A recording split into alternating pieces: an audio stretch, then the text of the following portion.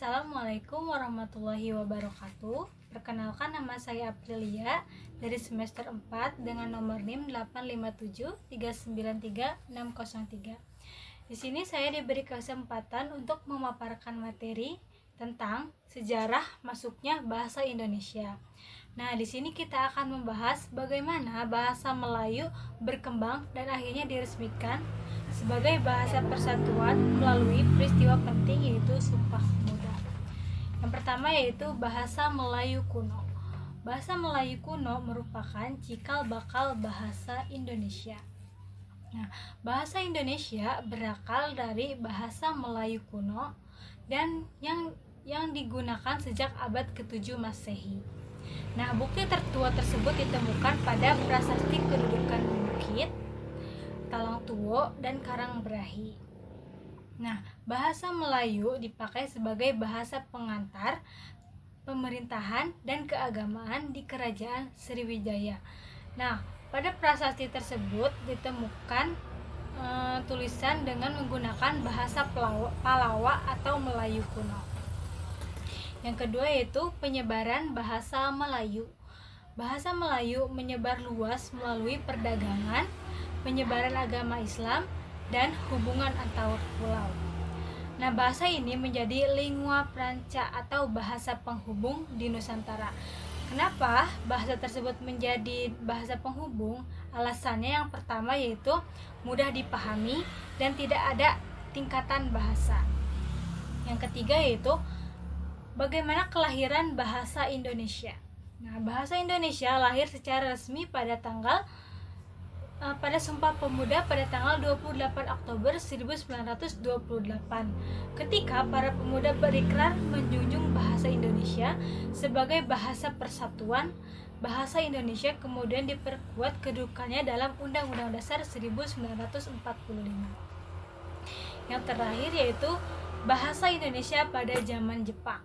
Nah, pada masa pendudukan Jepang 1942 sampai 1945, penggunaan bahasa Indonesia justru meningkat. Nah, kenapa meningkat? Karena pada Jepang melarang pemakaian bahasa Belanda. Nah, hal ini memperkuat posisi bahasa Indonesia sebagai alat komunikasi nasional. Mungkin itu saja yang bisa saya sampaikan. Kurang lebihnya mohon maaf. Terima kasih. Assalamualaikum warahmatullahi wabarakatuh. Perkenalkan, nama saya Raida Setiang Suhatimah. NIM-nya 857395449. Yang saya hormati Bapak Tutor, Bapak Ihsan, dan teman-teman sekalian. Pertama-tama, marilah kita panjatkan puji dan syukur kehadirat Tuhan Yang Maha Esa.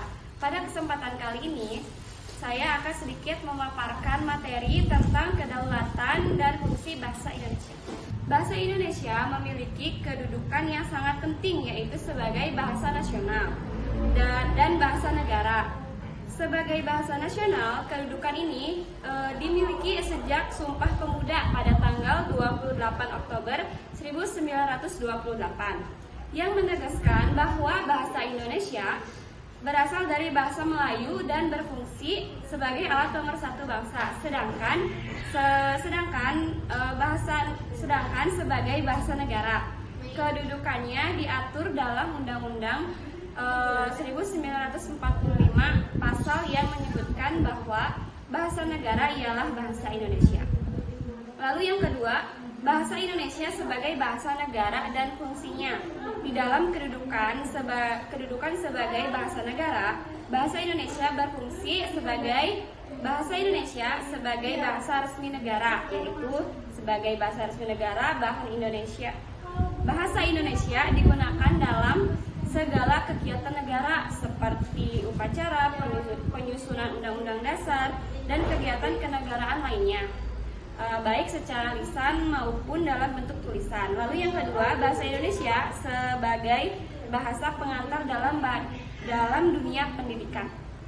Di dalam kedudukannya sebagai bahasa negara, bahasa Indonesia berfungsi pula sebagai bahasa pengantar di lembaga-lembaga pendidikan mulai dari taman kanak-kanak sampai dengan perguruan tinggi. Lalu yang C, bahasa Indonesia sebagai alat perhubungan tingkat nasional. Bahasa Indonesia digunakan sebagai alat komunikasi timbal balik antara pemerintahan dan masyarakat luas, alat perhubungan antara daerah dan antar suku, dan juga sebagai alat perhubungan dalam masyarakat yang latar belakang sosial budayanya dan bahasa yang sama. Lalu yang terakhir, bahasa Indonesia sebagai alat pengembang kebudayaan nasional, ilmu pengetahuan dan teknologi. Bahasa Indonesia adalah satu-satunya bahasa yang digunakan untuk membina dan mengembangkan kebudayaan nasional yang memiliki ciri yang khas. Mungkin itu saja yang bisa saya paparkan. Kurang dan lebihnya mohon maaf. Wassalamualaikum warahmatullahi wabarakatuh.